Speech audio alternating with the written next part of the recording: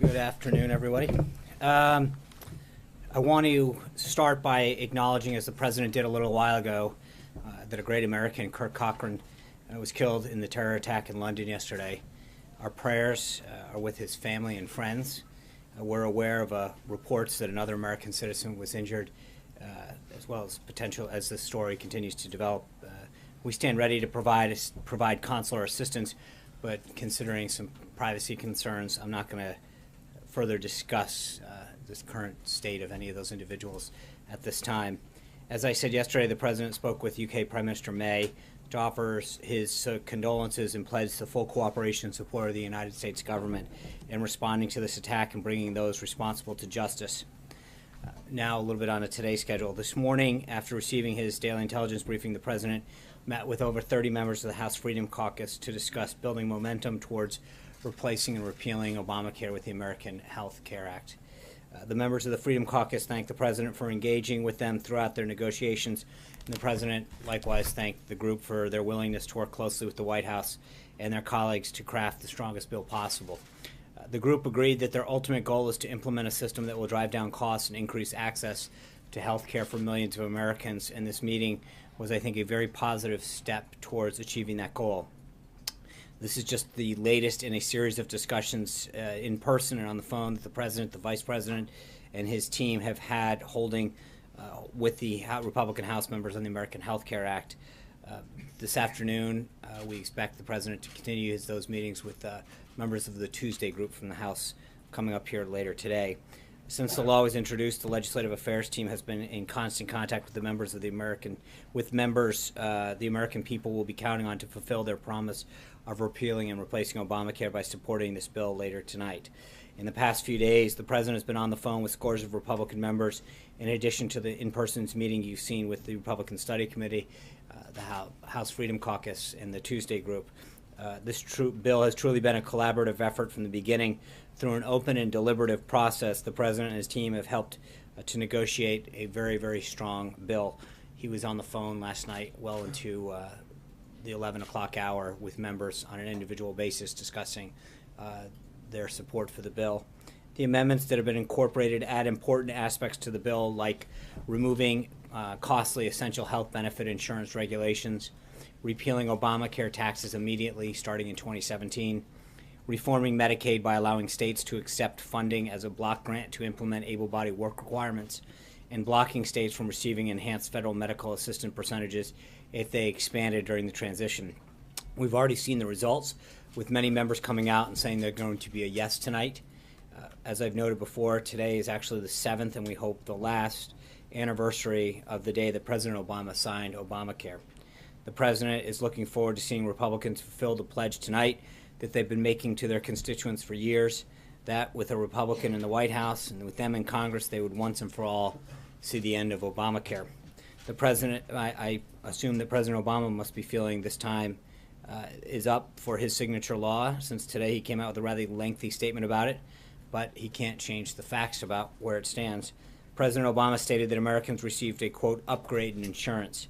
But the mandates Obamacare placed on insurance forced millions off their insurance and away from their doctor, which broke the promise that they were given.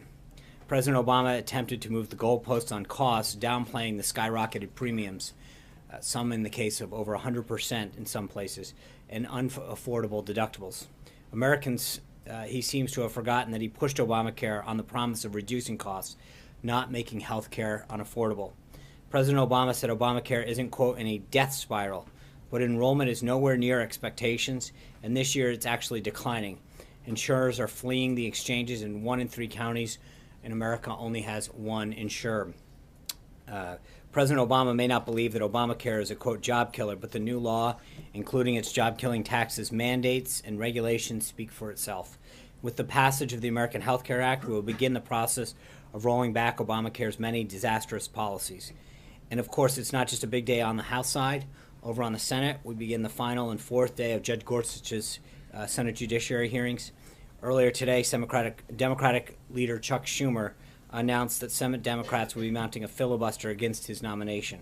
From day one, we've said that the President made an inspired choice with the nomination of Judge Gorsuch. The American Bar Association has given him their highest rating of well qualified. This week, though, through all 4 days, he has showcased his sterling credentials and a brilliant legal mind. We find Senator Schumer's announcement truly disappointing because it breaks with the tradition of how the Senate has handled Supreme Court confirmation votes in modern time and represents the type of partisanship that Americans have grown tired of. In the last half century, only 3 Supreme Court justices have ever faced a filibuster.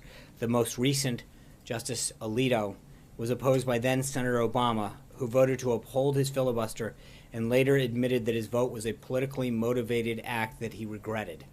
In fact, Senate Republicans didn't filibuster his Supreme Court nominees, Kagan and Sotomayor.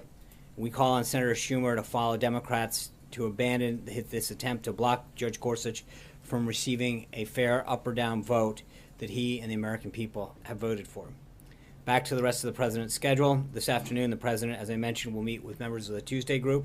He had lunch with Secretary of the Treasury Mnuchin and Nelson Peltz at 3 o'clock today. We hope you'll come out and join the president to welcome the truck drivers and truck company CEOs who will be meeting with on the American Health Care Act as they arrive to the White House alongside 2 rather large big rigs.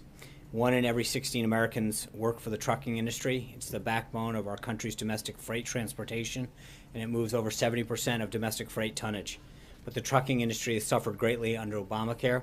Many truckers were forced to buy health care plans that weren't necessarily right for them on the exchanges. Like millions of Americans across the country, they saw their premiums rise and their options plummet. And trucking companies classified as large employers under the law are mandated to provide insurance that we already know doesn't work. Instead of imposing senseless restrictions from Washington, the president's 3-pronged health care reform plan will lower premiums and increase choice by increasing competition. The president looks forward to discussing how these policies, combined with forthcoming tax, regulatory, and trade reforms, will provide much-needed relief for the trucking industry. Also today, the vice president met with President Hernandez of Honduras. A readout on that meeting is available from the vice president's office. And a few notes before I get to your questions. As the president noted during his first cabinet meeting earlier this month, while many of the spectacularly qualified choices to lead his departments and agencies are already in place and taking action to fulfill the president's ambitious agenda, there are still some important positions that have not been filled, in large part to Senate Democrats' obstruction.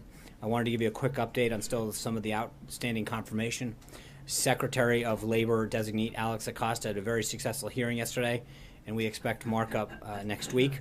Secretary of Agriculture designate former Governor Sonny Perdue is currently appearing before the Senate Ag Committee.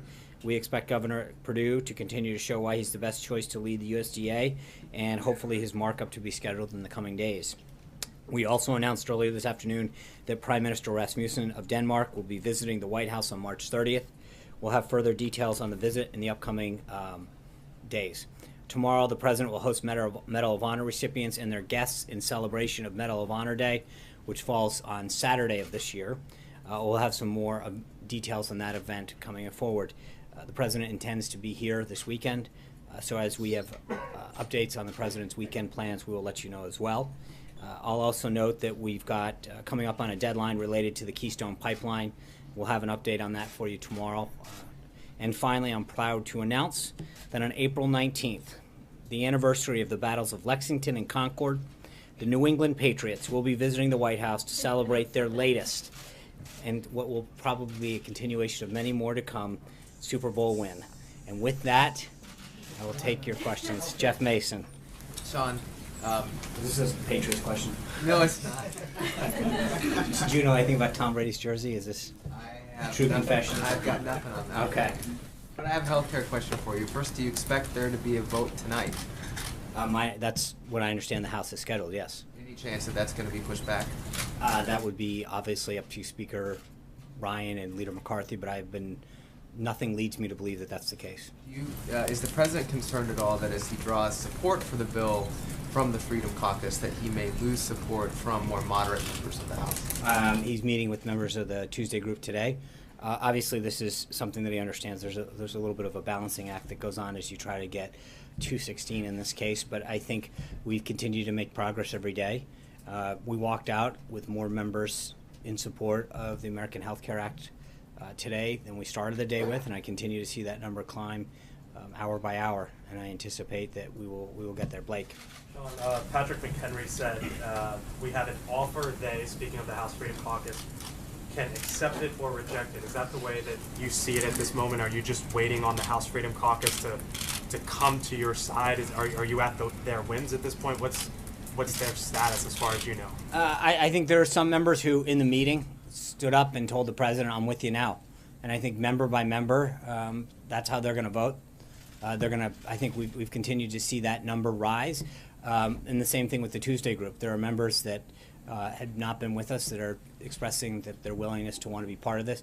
The president went over several commitments and changes that have been made to assuage different folks that have continued to evolve. And I think that we continue to see the number rise. But I think that we continue to see the number go up, not down, and that's a very positive sign. Do you know how many came across and what it was that brought them across in that meeting? It depends. I don't think there's any singular issue in a lot of cases. There's a lot. I think we talked a little bit about sections of the bill that there was an issue with. And so I think there's a couple areas that there is some common ground on, but it was over 30 members there today, and some of them had specific aspects that they wanted to see improved, and some of them, frankly, came to say, "Hey, thank you. I think that what you guys have done already has been an improvement." With them, is it essential health benefits? Is that their main sticking point? In a lot of cases, there were some members that was their number one thing, but again, it wasn't universal across the board. But again, I think some of the measures that have been taken along the way have really, and again, there's also beyond that. There's a lot of discussion about phase 2 and phase 3, and I think the president and the vice president both committed to continuing working and improving and making commitments on the totality and the comprehensive nature of how we're going to do this.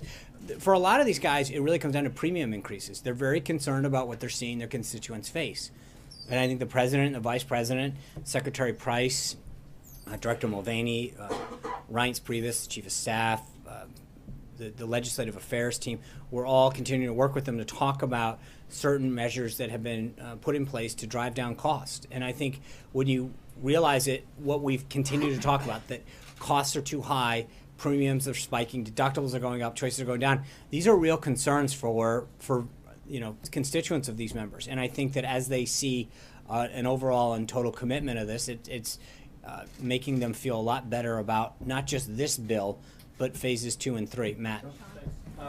Two questions, both on healthcare. First one, is the president open to removing protections for pre-existing conditions from the bill? I think that's been something that he's been very clear needs to stay in there. Okay. Secondly, about this essential benefits protections, obviously among those is maternity leave. So how would removing that jive with the president's promise during the campaign to expand maternity leave?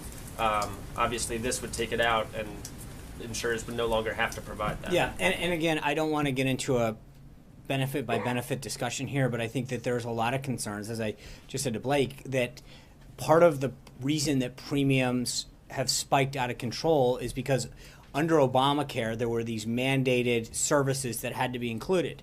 And what happened is that, older men, older women who had gone past maternity age were buying benefits that weren't necessary for them. People who were at the younger end of the age scale were buying end-of-life benefits. And I think this goes back to the nut of this discussion, Matt, which is we have now gone down to a system where in 1/3 of all counties there's one choice. And it's this potpourri of mandated benefits that everyone has to have. We've lost consumer choice. And so people are paying for benefits that neither they, their spouse, their family needs, which is driving up costs for everybody. And so part of it isn't about necessarily a benefit. It's about a series of benefits being mandated for that everybody. And so what has happened is that the costs of health care for every individual has gone up and the choice has gone down. And I think there is a philosophical discussion that is going on about what we can do to make sure that people have actual coverage, something that we've talked about before, but doing so in a way that doesn't drive up the cost for everybody. So one follow-up on that then, is the president concerned that without having those essential benefits in there, you'll have a situation where women are just de facto paying higher for health insurance? Obviously, they'd be paying for maternity leave. No, you could have a family plan. I mean, in other words, the point is that it's not, again, you're picking one benefit and trying to extrapolate it. It's also saying, should young people have to pay for end-of-life care? The idea is to instill choice back into the market so that it's not just about one particular benefit. It's allowing people to tailor a plan and a cost point that's good for them or their family or them and their spouse, but it's not just about one particular benefit. It's about looking at this and figuring out what are the cost drivers and how do we give people the choice that they need. Sarah. Thanks, John. The White House and House leadership initially defended the way this bill was written by saying it needed to be structured a certain way and exclude certain things to be able to proceed through the Senate through budget reconciliation. So what's changed to put now these pretty substantive policy changes on the table? What's given the White House and Republicans confidence that now it can survive through that same process in the Senate? I think there's a lot of discussion that goes on without getting too into it. The issue at hand is the Byrd Rule and whether or not it affects the budgetary, that you can't have policy making things that don't have a budgetary impact. There are certain things that are being phrased in certain ways and crafted in accordance with the rule, but there's a lot of smart people that are very familiar with the rules and are trying to do things in a way to make this bill conform in those ways. Zeke. Thanks, Sean. Two questions for you. One on the healthcare bill first. A question about the way this bill is now being modified to basically pick up votes. There on Monday night, that manager's amendment included that special carve out for upstate New York, which had a bunch of good nicknames that I can't do justice for. But then also now some of these latest bits of horse trading. Is the president concerned that this bill now looks a lot like the procedurally what it looked like, what Obamacare looked like 7 years ago? That the Republicans have spent 7 years criticizing the way that bill was brought to the floor, and here they are 7 years later on the same day about to do the exact same thing. No, not at all. In fact, it's doing exactly what we intended to do. I mean, the exchange that we had with Matt, it's actually going, the two goals that it set out to do, it's actually doing. Driving costs down, finding ways to lower premiums, keep deductibles within reason, or at least giving people the option to choose a plan that fits their budget. And then secondly is doing things that instill competition, choice. So the things that are being done actually achieve the goals that have been set forth. Jim. So I have one for you, just on a different question. Yesterday, Secretary Madison and Chairman Dunford testified on Capitol Hill that they were willing for have Congress have a public debate around a new AUMF. Is that something that traditionally those have started from in the executive branch? Is the White House willing to put one forward and willing to begin that round of discussions? I refer you back to Secretary Mattis. I think that is one that the Department of Defense is.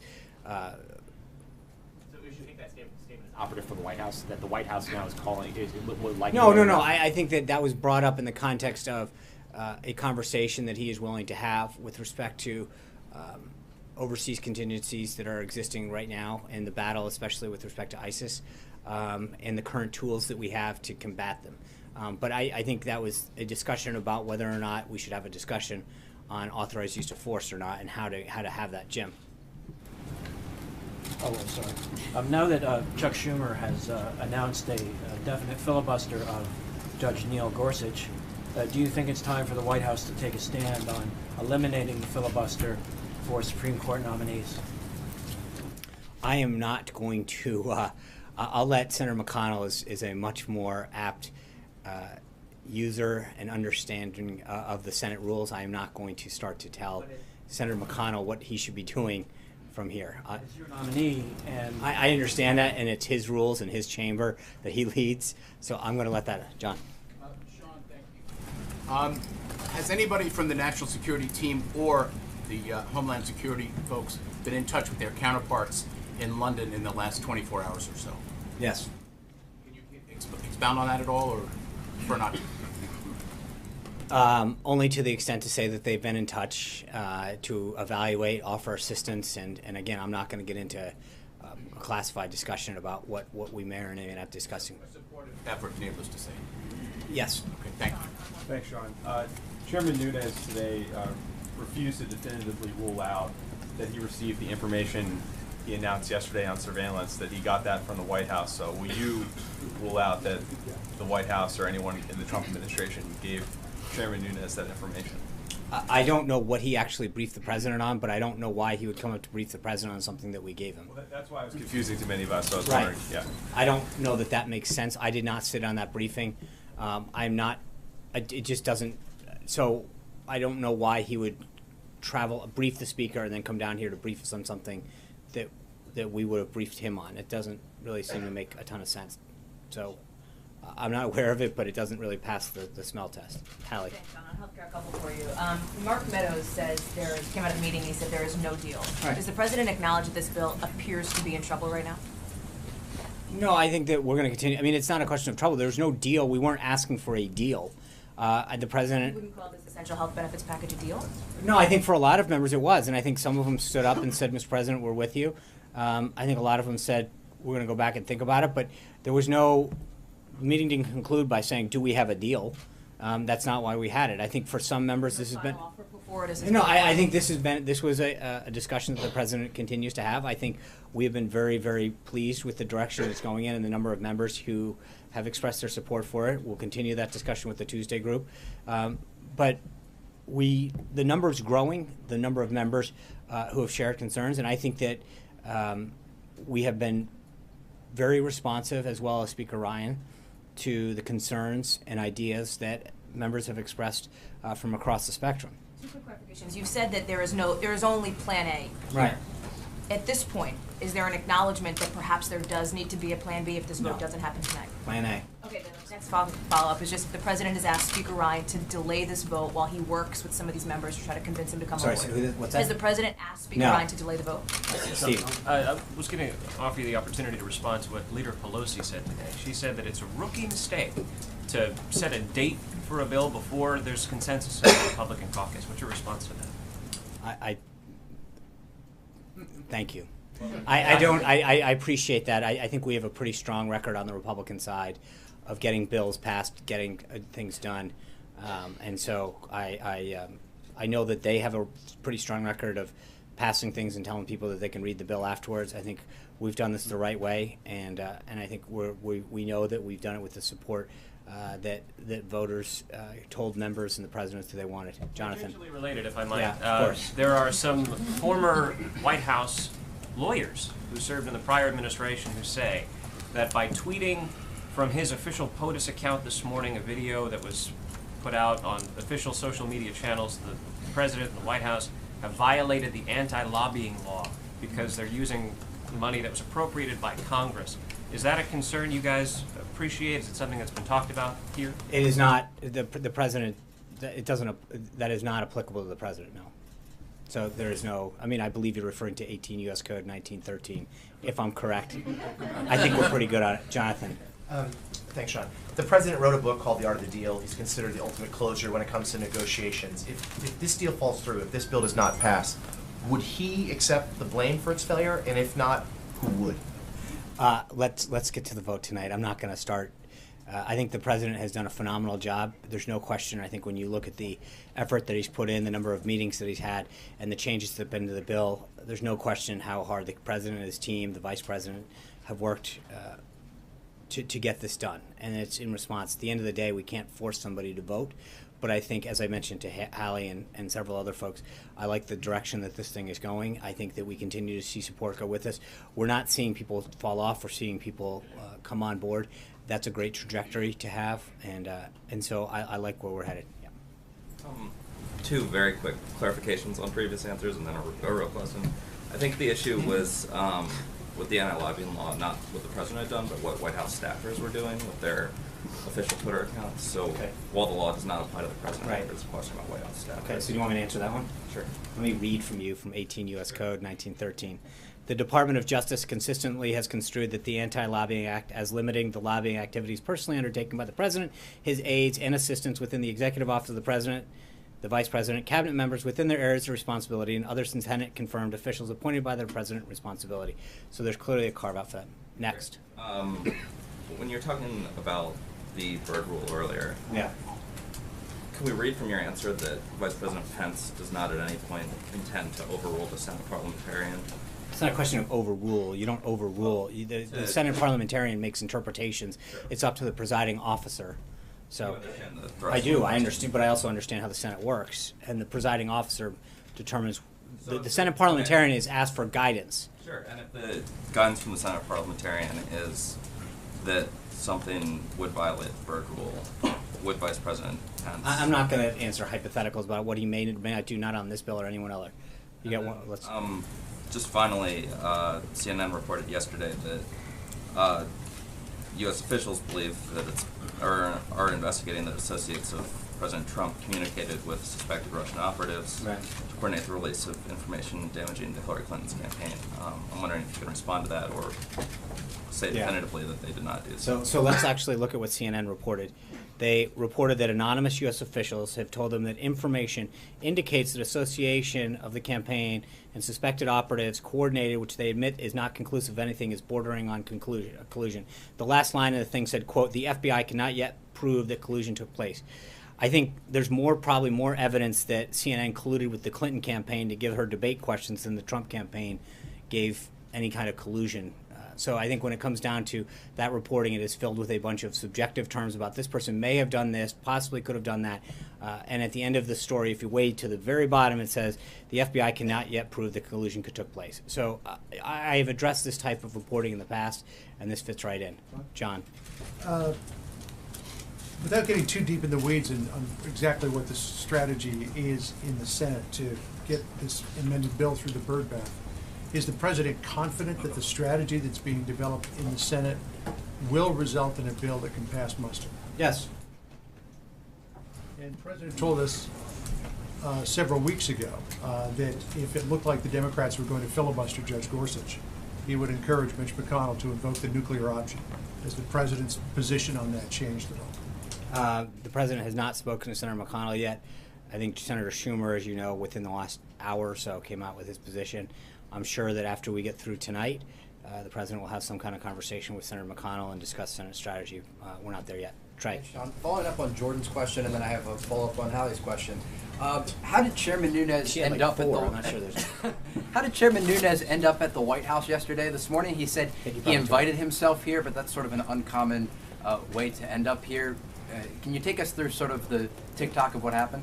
No, I don't know how he got here. I assume in a car, but I also don't track him. I think I don't keep his schedule either. I know. No, I don't. He literally gave a press conference as we were starting and saying, "I'm going to go down to the press conference, down to the White House."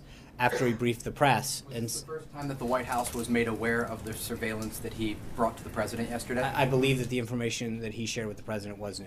And then the follow-up on health care, is there any sort of plan if the bill does not pass tonight? What is the plan B? It's going to pass. So that's it. Caitlin. Now that you've been briefed, I know yesterday you hadn't been, everything had just happened. Can you say if the information that Nunes had is the same information that the president said he had that would be revealed this week? We're not going to. There's my understanding, because I was not briefed on the contents of that, was that he spoke generally about what he had seen in these reports that he had been made privy to. But that there was further details. He wanted the president to know what he had seen and that it wasn't related to Russia. But he's continuing, again, all of his public comments are that he is going to continue to pursue this, and they'll have further updates later. But I'm not aware of the specific nature of it. Cecilia. Wait, one more question. Yeah. What will the president's reaction be to Republicans who vote against the health care bill tonight? And are they being encouraged to vote their conscience? Well, I think I've addressed this before, but I think the president's made very clear that Republicans in particular have made a commitment to constituents and to the American people that if given the opportunity to have a Republican president, a Republican Senate, and a Republican House, that they would enact a repeal and replace and put into it a patient-centered health care. I mean, he believes, as he mentioned when he met with the House conference, as he mentioned with the members of the Freedom Caucus today, and I think in several meetings, that this is something that we've talked about. You've taken a bunch of these free votes when it didn't matter because you didn't have a Republican president, and you got to vote for repeal and go back and tell your constituents something like 50 times. Well, this is a live ball now, and this is for real, and we're going to do what we pledged to the American people and keep our word. And he's made it very clear that part of the reason that he got elected is because he went out and made a series of bold pledges to the American people about what he would do if he were president, and he's acting on those. And he's acting swiftly and boldly with respect to this in particular. and that he believes that not just him, but that members of the House and the Senate have an obligation to fulfill the promise and the pledge that they made to the American people. Cecilia. Regardless of what happens tonight, will we hear from the president? Will he come out and make a statement? I think it's going to depend on what time the vote is. So I don't want to commit. I'm sure in some way, shape, or form we'll have some kind of comment. And similar to the question you were asked here, but is the president, no matter what happens, prepared to take responsibility for the outcome of this bill? What in what way? Whether it succeeds or fails. His name is on it. A lot of people think so. Well, I think that in the sense that we've been very clear about this is a priority of ours and we worked with them. But again, I go back to, at the end of the day, we can't make people vote. We've done everything we can to listen to them, to incorporate their thoughts, to incorporate their ideas, to make the bill as best we can. But it's a balancing act, make no mistake about it, that there's a full spectrum of folks in the House that have disparate desires. But I think we can all commit that this is the one vehicle that's going to repeal something that almost every single Republican that I'm aware of has pledged to do if they were reelected or elected. And I think that there's a desire we understand that not every member is going to find this perfect. That's what happens when you need to get, in this case, 216 votes. But it's the best bill that takes into consideration all of the concerns and all of the goals and all the values. And I understand that in a lot of cases, some of it isn't a question of the policy. It's a question of the timing and some of the things that people want that are happening in phase 3 and phase 1. But as we've addressed, the Byrd rule, which is, to most people this arcane thing, probably even in the House, that don't have to deal with it in the Senate, that deals with whether or not, and if it is loaded up with things that are stricken, then it doesn't serve us any good. I think that we have put together a very comprehensive approach to addressing how to actually repeal and how to actually replace. I think the president walked through with the House Freedom Caucus today several of the administrative acts that Secretary Price would be taking in accordance with the authority that was granted to him by the Obamacare legislation and by some of the actions that Secretary Sebelius took back in 2009. There's a lot of concern among members about some of the sequencing on things, and I think that we have continued to not, so this isn't just about policy, some of it's about sequencing and timing, and I think the president and the vice president and the rest of the team have done a lot to reassure them on the sequencing and how this thing is going to act. So that discussion, I think, has continued to be very productive to reassure members how this thing is going to happen and take place. Amen. Thanks, John. A moment ago, you said there were some members of the House Freedom Caucus in the meeting today who were no's, who stood up and said, Mr. President, I'm with you. Can you tell us how many of those there were and what their names were? Not yet. Well, I'm not, because, and I'm not trying to be cute about this. I think as we do this, as we do the whip count, I think, as you can imagine, that we've got to make sure that we don't, that this balancing act, and you've got to now make sure that certain people don't fall off the end as you pick up certain people. And so we're keeping that vote total rather tight right now, but I feel very buoyed by the direction that we're headed in. Can you give us a sense of what specific offer was made? There's been reporting that the final offer was put on the table for these guys. What specific changes did the president offer them today that were new that we haven't seen before? It's not just changes, as I mentioned to Cecilia. Part of this is some of the administrative stuff and making sure that they have reassurances that certain things that Secretary Sebelius enacted when she enrolled the bill, when enacted the bill, that will be acted upon immediately, and so there was an enumeration of some of those things, and a commitment on some of the other aspects of support that would be given for the Phase 3 bills about buying across state lines, increasing HSAs. There was a lot of talk about that, and that's where I think a lot of this comes down to right now, especially among those members. They feel very good about the changes that have been made in the manager's amendment, and they feel very good. There's some question about the commitment and changes that might take place in the Senate, and so that there was a lot of, can we count on this when this happens? So I just want to, some of this is working that way. Goyle? Thank you very much, John. 2 questions, please. One, as far as 68 countries representing against terrorism or against ISIS at the State Department under the leadership of Secretary of State Elston, there was a advisor to the president of Afghanistan, Mr. Humayun Kami, here speaking at the CSIS, and also day before yesterday at the Atlantic Council. He was addressing Mr. Salahuddin Rabbani, who is the foreign minister of Afghanistan. What they both were saying or addressing the audience at these two think tanks, that unless we control two countries who are financing and training, Saudi Arabia is financing in the name of charities, and Pakistan is training. So what is the presidential message to this group? At the same time, there is a Mr. Afjal Saeed who is wanted by the U.S. $10 million. There is a bounty on him, and he is openly spilling hatred against the U.S. and India in Pakistan, in Lahore. So where do we go from here? So look, Secretary Tillerson's in the meeting of, or have been going through this meeting with 68 of those members that are committed to addressing Syria and ISIS. I'm not going to get ahead of the internal discussions that Secretary Tillerson's having related to the administration's review of Syria's policy in particular.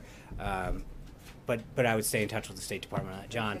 My question, please. Okay. As far as President's relation with the Indian American community is concerned, it goes back 40 years. It was 1976 when a spiritual leader came from all the way from India to New York City, and he wanted to have a parade, Festival of India in New York, but they didn't have any resources or sources. But Mr. Trump, that time, Donald Trump, came out and helped the group to go on this festival. But now, candidate Trump was also among the Indian American community celebrating Diwali in New Jersey. Same group who has been now at the White House this weekend, a peaceful prayer and vigil. They are asking the president to come out or meet the Indian American community against hate crime, or somebody from the White House. Well, I think we've discussed the nature of hate crimes in the past, and we've condemned the act that happened in Kansas earlier this year.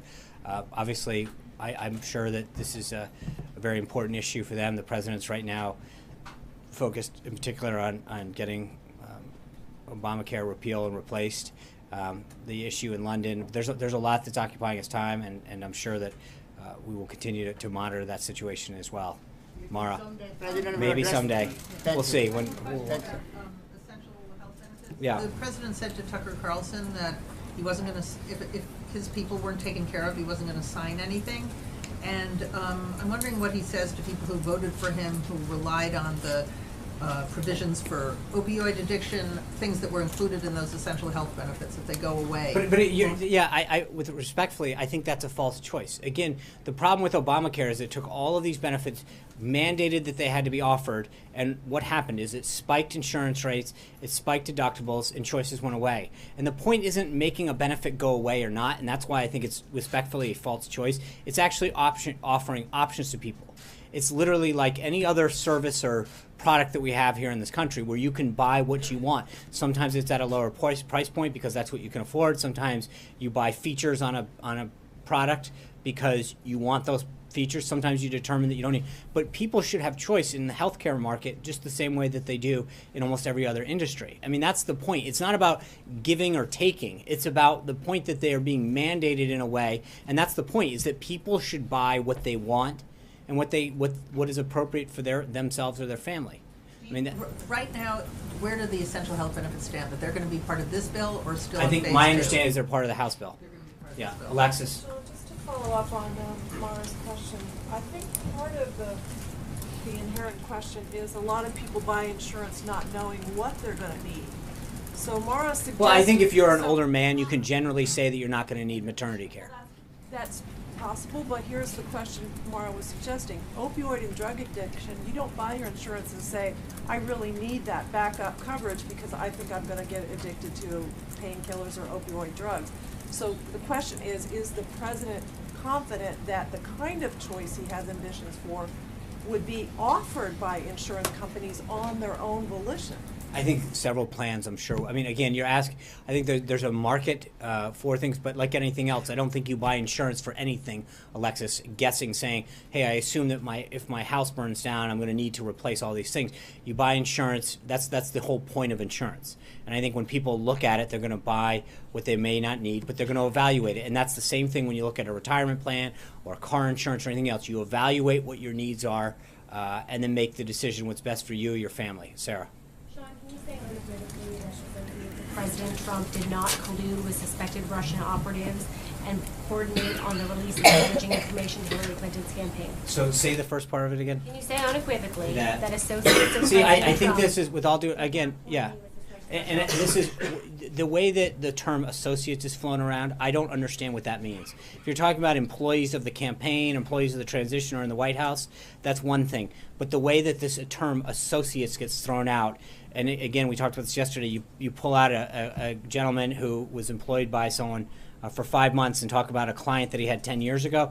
No, I can't unequivocally say that nobody ever in his past who may or may not have come in contact with him, who sat next to him at a plane, who grew up with him in grade school, because that's a lot of times this associate. The gentleman, Paul Manafort, you're referring to as a campaign chairman. No, I get it, and you're going, right, no, I understand who he is. Thank you, I'm well aware of Paul, as I read it out yesterday. But the point that I'm making is when you use a term like associate and you use all of these subjective terms, there's a reason that you're doing it, which is because you don't have anything concrete.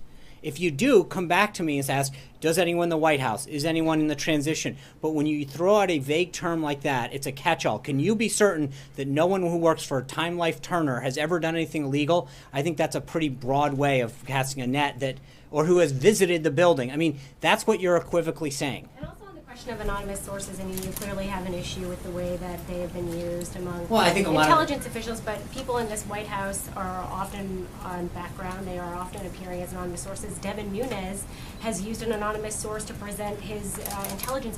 So why is it acceptable in that case, but not? But first of all, there's two issues here. Number one is what I have a problem with, and in specific with the reporting that your network did yesterday, is it was one subjective term after another. It was associates that may or may not be there.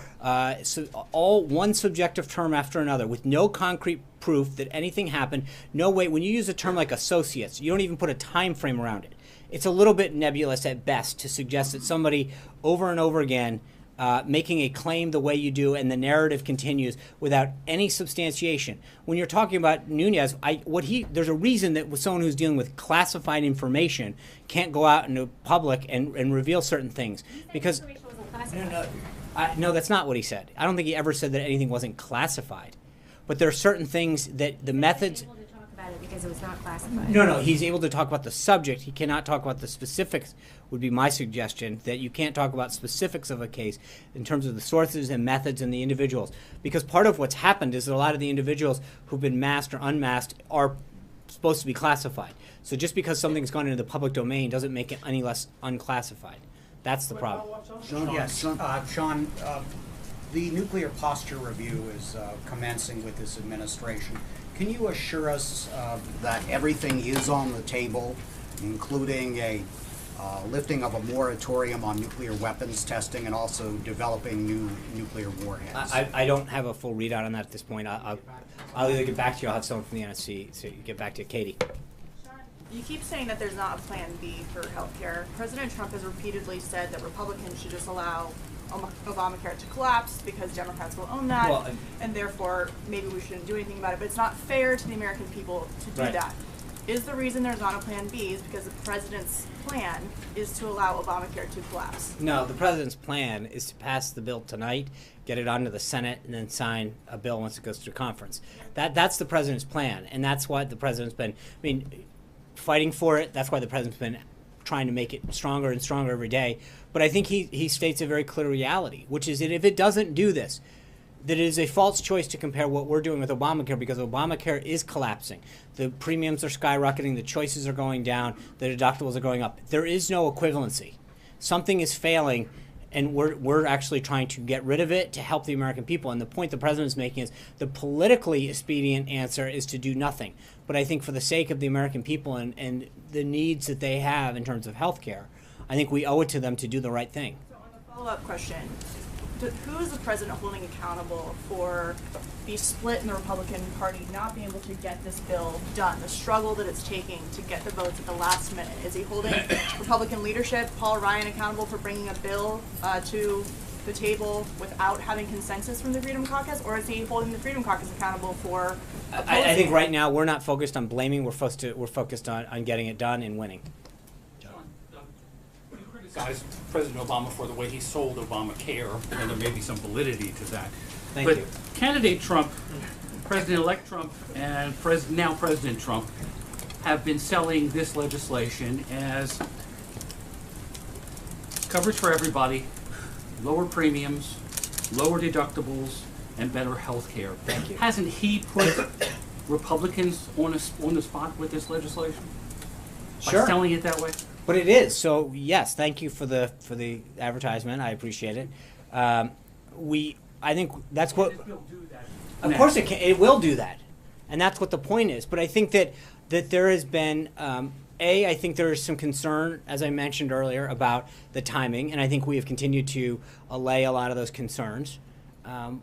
Because of the rules that they are. And again, one of the things that is tough to explain to a lot, or not tough to explain, but just the reality, is that if we don't do it the way that we're going to do it, we need 60 votes. And we're not going to get 60 votes in the Senate for this bill. The Democrats are united in stopping any progress being made on this.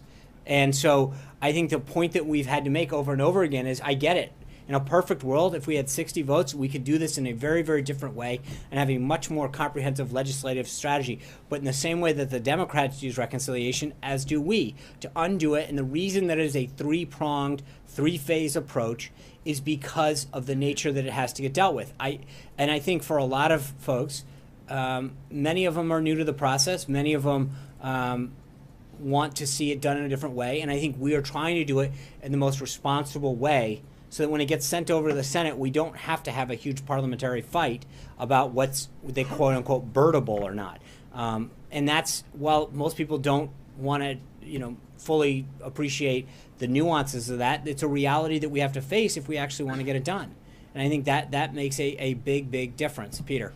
Sean, yesterday when Chairman Nunes was here, we heard his comments. Today, behind closed doors, he apologized to the committee for not coming to them before he came to the president. He expressed regret for the way he handled this, going public and going to the president before speaking to the members of his own committee. So I guess my question is, why was it appropriate? Why does the White House believe it was appropriate for Chairman Nunes to come and give this information to the president regarding an investigation about the president's own associates during the campaign? Well, two things. One is, it wasn't, as has been asked before, to ask me why he did something. He made a decision. He briefed. Hold on, you were getting there. I saw. You've seen it enough of you, Peter. I know where you're going. I know where you were going. But the reality is that he made a decision. He briefed the press first. No one had a problem, by the way, in the press corps of getting briefed before everybody else. He went down. He briefed your colleagues before he briefed anybody else. I don't hear too much crying about that. The reality is, and then he made a statement and said, I'm going to come down to the White House and share this information with the president.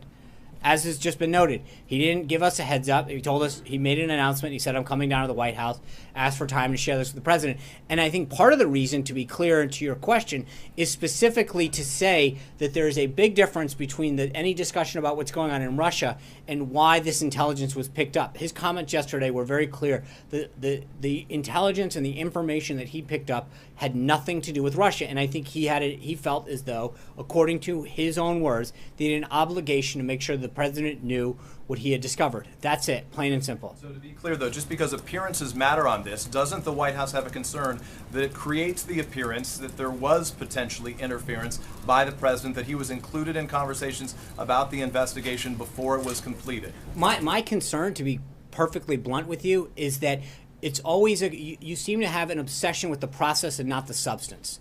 At some point, hold on. The president's the one who wants the conclusion. He asked for it, so I'm asking, I understand why did he that. ask for details before it was completed? Because as Chairman Nunes said, and again, I'm just going to make it clear, because he said that he wanted to make it very clear that the discussion and the revelations that he had did not regard anything to do with Russia, and he wanted the president to understand that. But there seems to be this obsession with the process. How did he get here? When did he go? What was the reaction? at some point there should be a concern about the substance.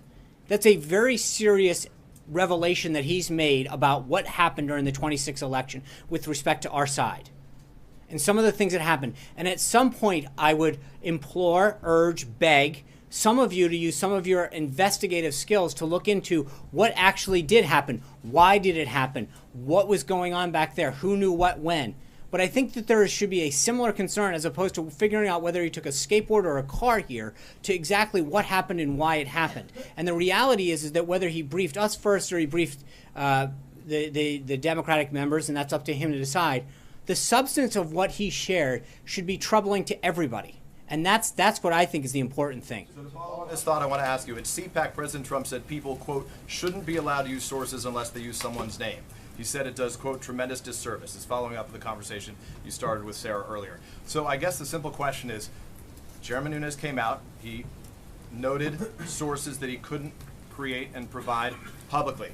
So why, when it's politically advantageous, is that use of sourcing okay, but when it's politically damaging, it's not okay? No, I think there's a different, he came out and briefed people on what he knew at the time and said he was literally going to get further briefs and would have further updates. That's a big difference than reporting and making a serious allegation. In fact, he was doing quite the opposite. He was vindicating the president and saying, there is something that you need to know about the substance of the allegations that are being made against you and why that may or may not be the case, because some of what I've seen... If he had not been vindicating them, wouldn't it have been just as important for the president to learn? Sure. And I think maybe he would have, and then you probably wouldn't have any concern with that, would you? My question is to you. Margaret. Following on that, two questions. You said again the word vindicated. The president said he felt somewhat vindicated. Did he feel that having Chairman Nunes come down here helped his own credibility? I think it's reassuring to know that that what he discussed, well, again, the chairman made it very clear that he's not final in any of his processes, that what he had seen so far gave him grave concern, or whatever the exact phrase before I get, but you know, use the phrase that Chairman Nunes needed to say, that he said, that he gave him concern and pause for what he had seen and wanted the president to be aware of the activity that he had seen that occurred during the transition period. I think that's an important, so I think, yes, the president did, it was helpful for the president to know that the investigation, as he had asked for, was starting to bear fruit. And again, I think the equally important thing to note about yesterday was that part of what Chairman Nunes said was that it had nothing to do with these allegations and narrative about Russia. And I think that is a very, very important narrative to be clear on. And are they going to meet again? And after the conversation, since they spoke directly, did the president accept Chairman Nunes' finding that there was no wiretapping at Trump Tower, which he said yesterday? Well, one, I don't think the first one wasn't planned. There's nothing planned for the chairman to come down again. But second of all, I think I have, and the president has very clearly explained that the tweet wasn't to be taken literal in the sense of the word wiretap, that he was talking about surveillance in general. And yes, I think that once what Chairman Nunes said is that there was evidence of surveillance that occurred during the election. And I think that is important to note. Again, I think the obsession is with the process of how he got here and what time he left and who he briefed first as opposed to the substance of this issue.